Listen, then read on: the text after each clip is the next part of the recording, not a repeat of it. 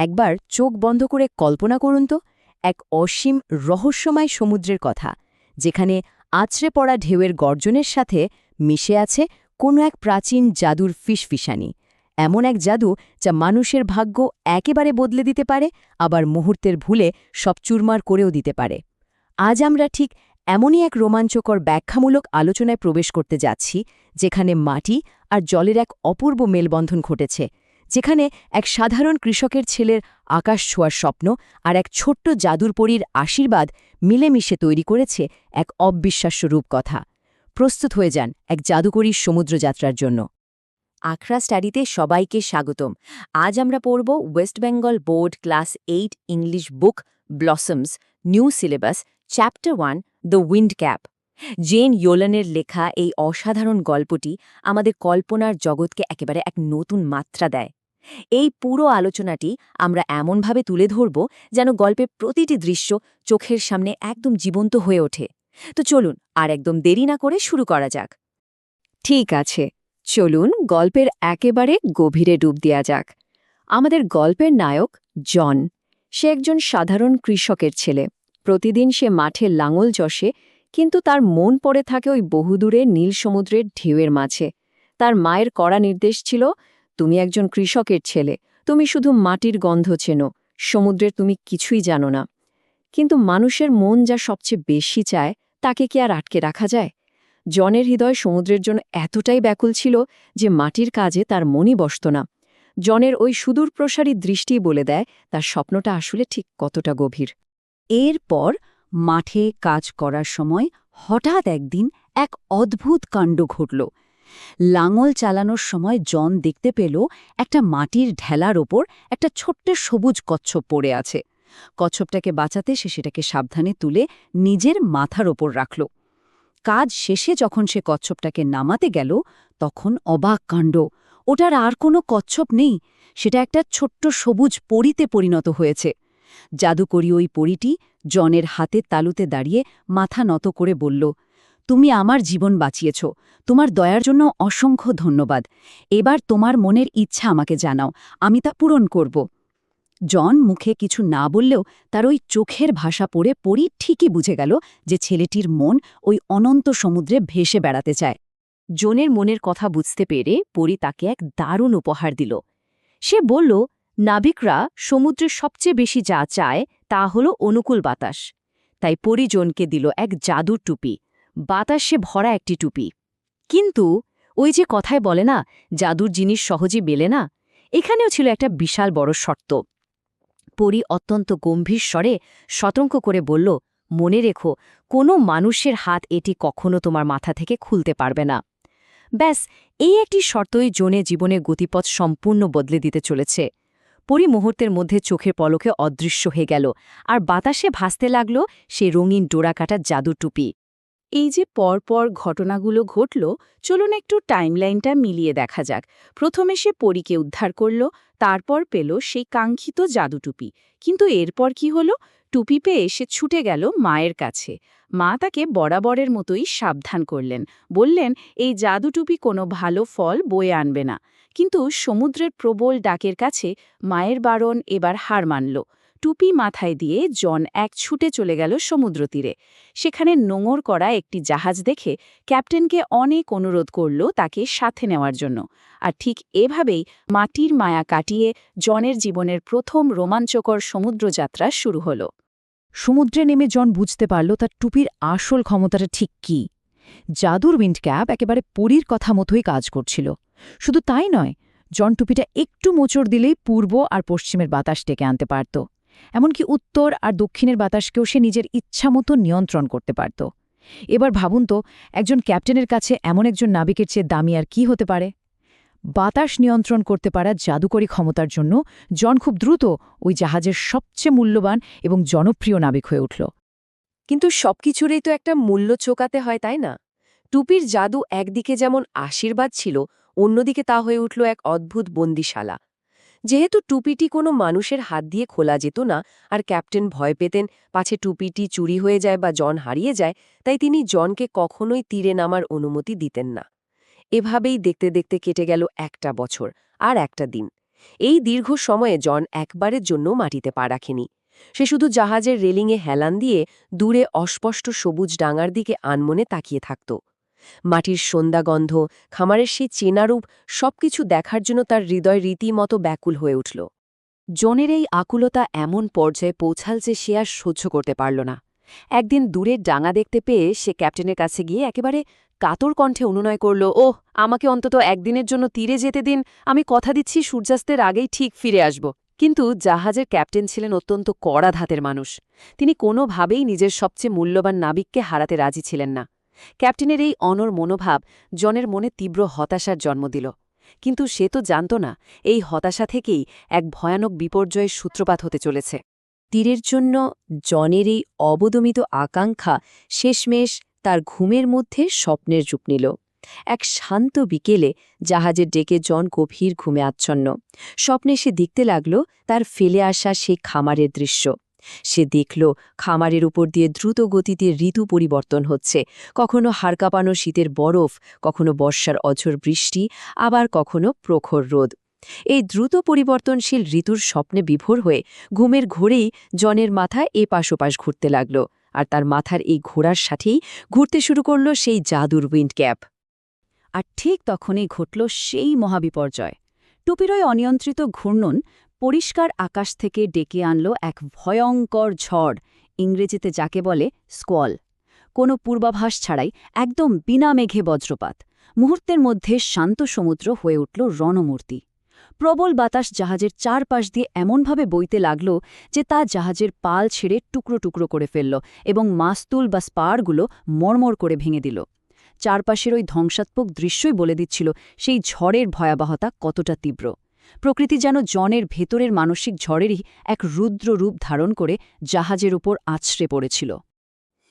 এখন সবচেয়ে আকর্ষণীয় বিষয়টা কি জানেন? নাবিকদের প্রতিক্রিয়া।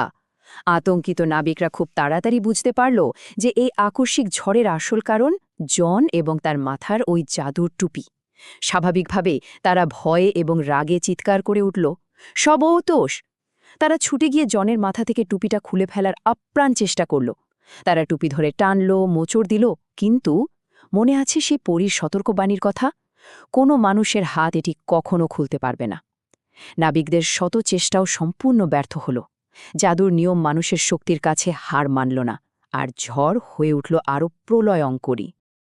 পরিস্থিতি একেবারে হাতের বাইরে চলে যাচ্ছে দেখে জাহাজের ক্যাপ্টেন প্রচণ্ড ক্ষোভে ফেটে পড়লেন। তিনি রেগে গিয়ে জনের টুপির পেছন দিকটা শক্ত করে খামচে ধরলেন। এরপর শুরু হলো সেই চরম মুহূর্ত। ক্যাপ্টেন রাগের বশে জনকে শূন্যে ৩ বার ঘোরালেন এবং সজোরে ছুঁড়ে ফেলে দিলেন উত্তাল সমুদ্রের বুকে। ক্যাপ্টেনের ঘোরানোর সাথে সাথে জাদুটুপিটিও জাহাজটিকে ৩ বার প্রচণ্ড বেগে পাক খাইয়ে দিল। এক ভয়ঙ্কর পরিস্থিতির সৃষ্টি হলো, যেখানে মনে হচ্ছিল জাহাজের বুঝি সলিল সমাধি ঘটতে চলেছে। কিন্তু জাদুর তো নিজস্ব কিছু নিয়ম থাকে, তাই না?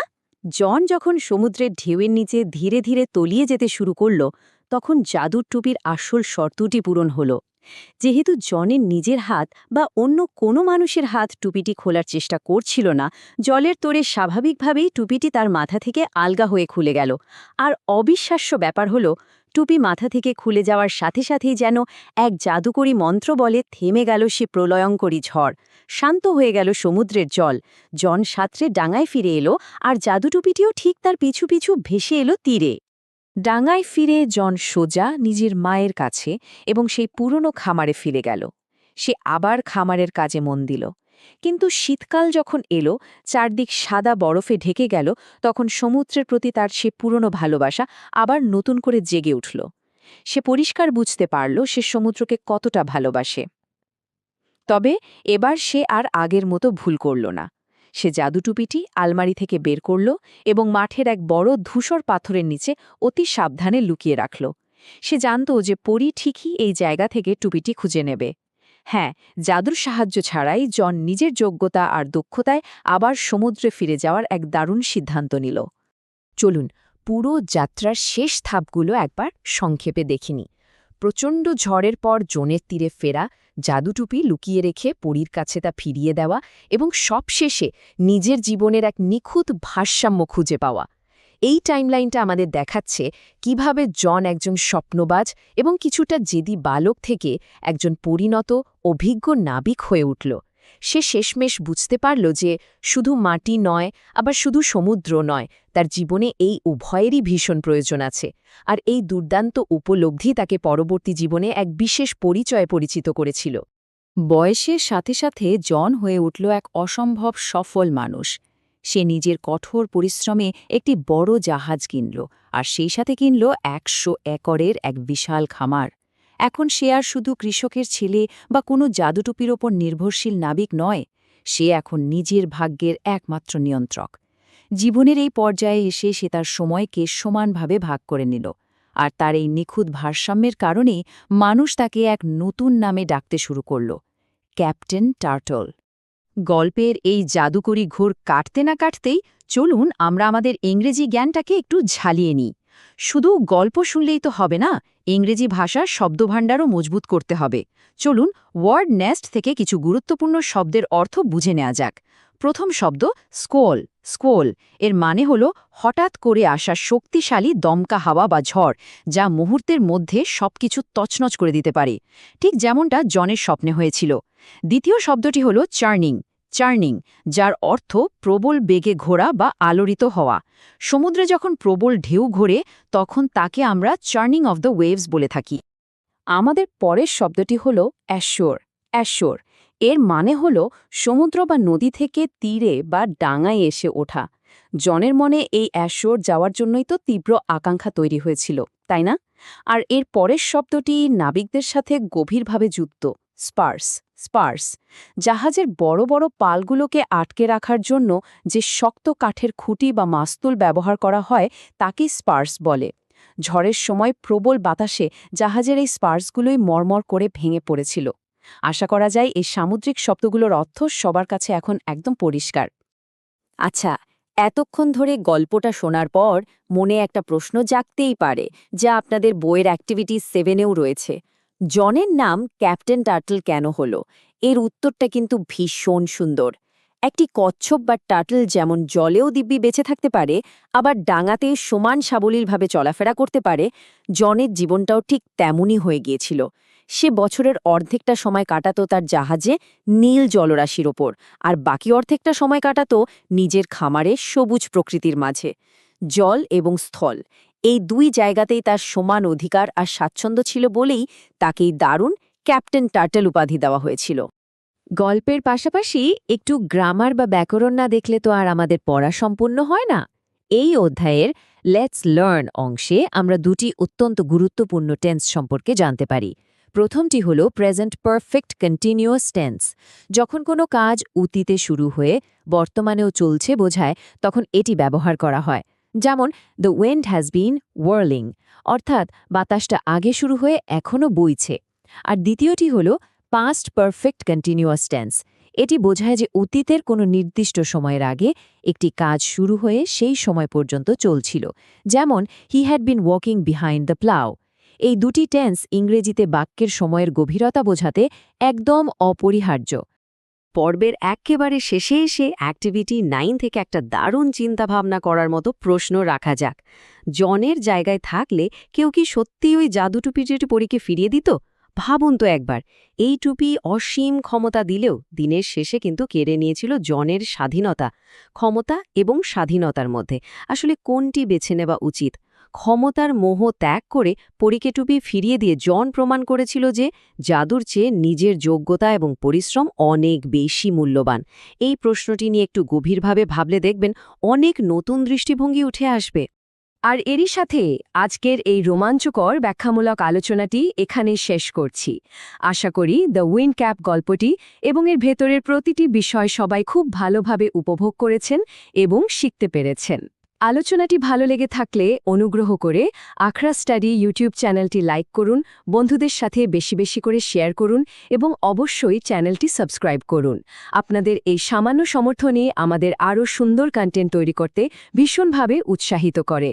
সবাই ভালো থাকবেন, সুস্থ থাকবেন এবং নতুন কিছু শিখতে থাকবেন। অসংখ্য ধন্যবাদ।